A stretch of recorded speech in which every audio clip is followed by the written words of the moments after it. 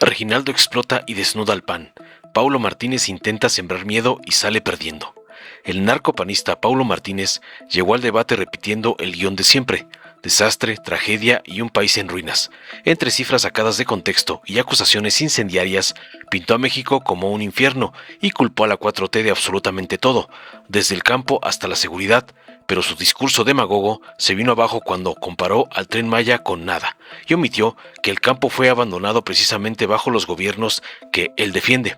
Su narrativa catastrofista, cargada de insultos y oportunismo político, sonó más a campaña desesperada que a un análisis serio del presupuesto. Entonces intervino Reginaldo Sandoval del PT y le puso freno en seco. Recordó que este es el 7º presupuesto de la 4T y el primero del segundo piso, construido, a diferencia de los del narcopan, con estabilidad macroeconómica, inversión histórica y un Estado que por fin dejó de ser fábrica de pobres. Sandoval desmanteló el discurso opositor con datos duros: caída récord de la pobreza, estabilidad del peso, recaudación histórica, inversión social sin precedentes y obras que sí existen y sí sirven. Mientras la narcoderecha gritaba crisis, Reginaldo les respondió con hechos y con una frase que cerró el debate: este presupuesto es el que el pueblo aprobó y el que sigue sacando adelante a México. Veamos enseguida cómo otro panarco del montón es masacrado por el gran Reginaldo por atacar el presupuesto de la presidenta, cómo le mandan sus narcoamos, el evasor Salinas Pliego y el junior tóxico Claudio X. Con su venia, presidenta. Adelante. Hoy no estamos discutiendo un presupuesto. Hoy estamos discutiendo el futuro de México. Porque cada cifra, cada recorte, cada omisión de este presupuesto tiene un rostro, una historia y una consecuencia en la vida de millones de mexicanas y mexicanos. Y desde Acción Nacional seremos claros: este presupuesto no debe servir para alimentar los caprichos del poder. Y lamentamos mucho que se estén priorizando el gasto para pagar esa deuda que Morena ha generado, en lugar de estar modernizando este país. La gente no nos pide discursos, la gente nos pide seguridad, pide salud, piden precios de garantía, piden oportunidades, piden empleo. Y haciendo un análisis, vamos a empezar con el campo. Ese campo que ustedes como gobierno prometieron defender, pero que hoy ha sido abandonado y traicionado por Morena. Y les voy a dar unos datos. En el gobierno de Felipe Calderón, con un presupuesto de 5 billones de pesos, se le destinaban al campo 77,000 millones de pesos.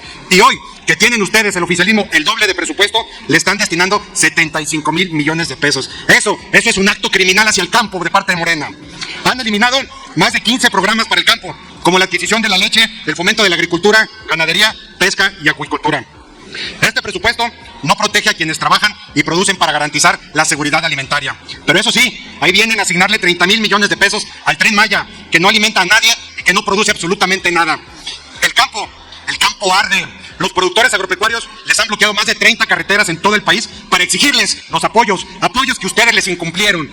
Los campesinos, ganaderos, lecheros, maiceros, aguacateros, limoneros, fruteros y hortalizas están perdiendo sus cultivos, están perdiendo sus tierras. Y hoy algunos líderes han perdido hasta la vida por denunciar las injusticias y por exigir lo que les corresponde. Pero desde el PAN les prometemos, vamos a reactivar esos programas que ustedes les arrebataron a los agricultores. Creamos un Fondo Nacional de Emergencia de 20,000 millones de pesos para el campo y garanticémosles precios justos y certidumbre a todos los productores. En materia de salud, este presupuesto nos muestra la gran tragedia que tenemos en el país. Le siguen ustedes destinando el 2.6 del PIB al gasto de salud, cuando la Organización Mundial de la Salud nos dice que debe de ser el 6%. Esto significa que seguimos invirtiendo menos de la mitad de lo necesario para garantizar la cobertura en un país. Por eso tenemos más de 50 millones de mexicanas y mexicanos sin acceso a la salud. Morena y sus aliados en materia de salud eliminan programas prioritarios como son los de la prevención de la obesidad, diabetes, vigilancia epidemiológica y la atención al VIH.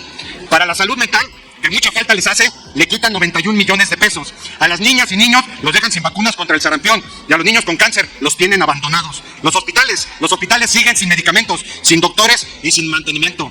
¿Dónde está el sistema de salud como el de Dinamarca que tanto nos prometieron? ¿Dónde está el compromiso de garantizar la salud universal? Por eso les proponemos que tengamos un presupuesto justo para medicamentos y vacunación, recursos para infraestructura hospitalaria y fondos especiales para la atención al cáncer, a la salud mental y enfermedades crónicas. Las y los mexicanos no merecemos un sistema de salud en ruinas. Y por si fuera poco, este presupuesto también abandona la seguridad. Tenemos un país sin campo, un país sin salud, un país sin paz y un país sin seguridad. Porque desde que Morena llegó al poder, se han asesinado a más de 100 alcaldes en este país, entre ellos a nuestro excompañero diputado federal de su bancada. Ya son más de 250,000 homicidios y más de 130,000 desaparecidos desde que gobierna Morena. Y aún con estas cifras, le recortan 10,000 millones de pesos a seguridad pública. Le quitan el dinero a la policía y se lo regalan al crimen organizado. Por eso son cómplices, por eso son omisos, por eso son cobardes. Son un gobierno inepto, son insensibles al dolor de la gente, son los que abrazan a los delincuentes y abandonan a los que nos deben de cuidar. Para los delincuentes, abrazos, y para los que se manifiestan y exigen sus derechos, a ellos madrazos. Reprimen al pueblo, castigan al que trabaja, pero eso sí, protegen a los criminales. Pero siguen con su obsesión de centralizar el poder. Han dejado indefensos a los alcaldes, a los gobiernos de los estados, hincados ante el crimen organizado. Han hecho del crimen su aliado político. Por eso se han ganado el gran mote de narcopolíticos. Son un gobierno que da abrazos a los criminales y balazos a los que trabajan. Las y los mexicanos no merecen un país bañado en sangre, endeudado. No merecemos un país enfermo ni el campo de rodillas. Por eso les exigimos un presupuesto justo, humano, responsable, un presupuesto que fortalezca el campo, priorice la salud y le devuelva la seguridad a la gente. ¿Es cuánto, Presidenta? Primero quiero dejar muy claro y preciso la razón por la que hoy la oposición no nos acompaña, porque es toda la oposición. No es el primero. Este es el 7º presupuesto de la 4T y es el primero del segundo piso que presenta nuestra presidenta Claudia Sheinbaum Pardo.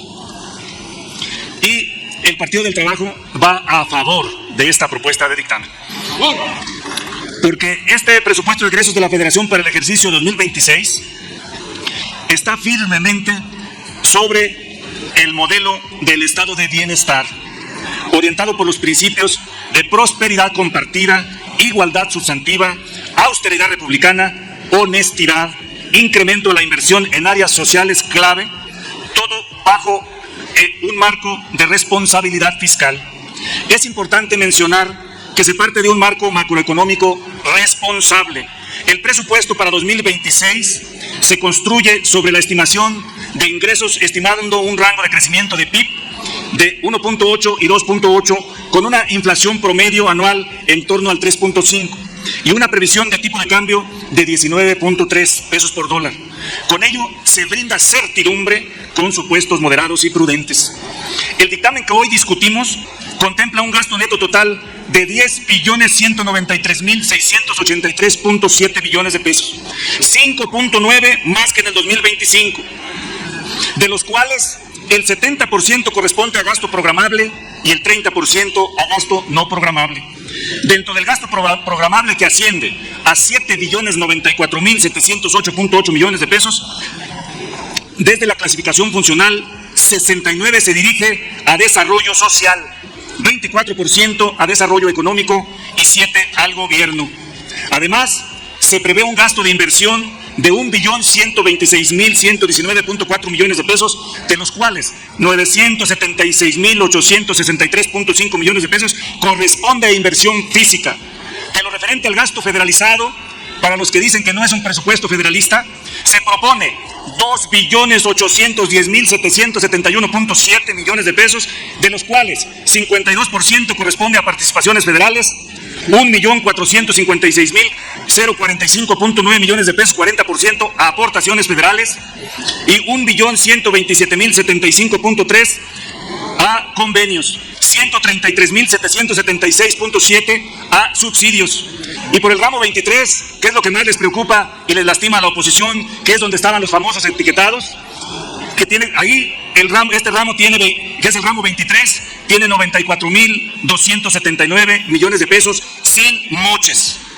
No hay duda, amigas y amigos, que este presupuesto, también debo de decir con toda claridad, que es el presupuesto que aprobó el pueblo de México en la ruta del estado de bienestar en el 2018 y que ahora se ratificó en el 2024.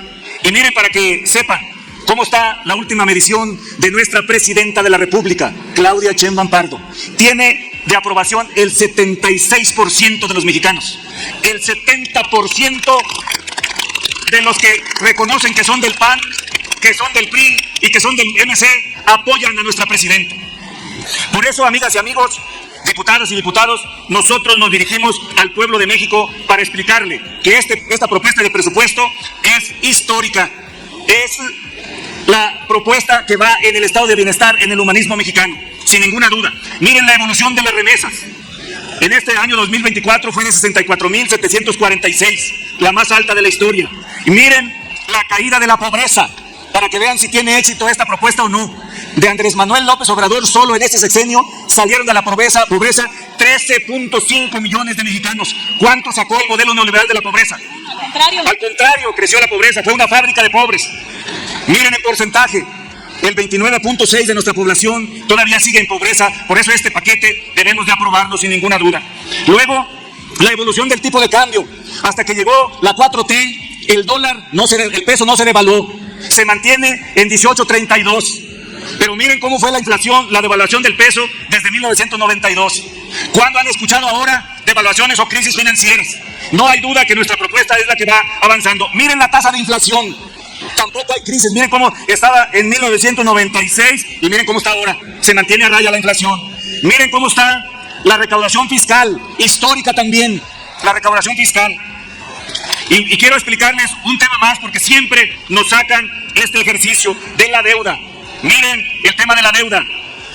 Explicado como les gusta a los del PAN, a los del PRI-MC, con billones de pesos, con pesos constantes y sonantes. Ahí les va. Fox la creció 13.28, Calderón 108.88, Peña Nieto 59.4, Andrés Manuel López Obrador 15.8. ¿Dónde están los mayores endeudamientos? Pero fíjense ya en porcentaje en el tema de PIB. Fox aquí reconocemos que la bajó 1.1, pero Calderón la subió 14.5, Peña Nieto la subió 12.4 y con Andrés solo subió 6.9. De nuevo, ¿dónde está? Y miren el tema de Pemex. Aquí sí no hay vergüenza de cómo nos lo reclaman a nosotros. Esta deuda maldita. Miren cómo subió la deuda a pesar de que le quitaban el 60 y el 70% vía impuestos a Pemex. Se quebró el endeudamiento de Pemex cuando llegó la 4T y ahora vamos hacia abajo, rescatando a Pemex, sin ninguna duda. Por eso, amigas y amigos, les decimos con toda claridad que este presupuesto sí trae inversión física también, y les hago una pregunta sencilla porque la gente ve que son dos modelos diferentes. Uno, la recuperación del Estado, la función del Estado, abandonar la política neoliberal que es el eje central en el mercado, y aquí decimos con claridad, a ver, una pregunta a los diputadas y diputados y al pueblo de México. Díganme dónde están las obras de Vicente Fox, dónde están las obras de Calderón,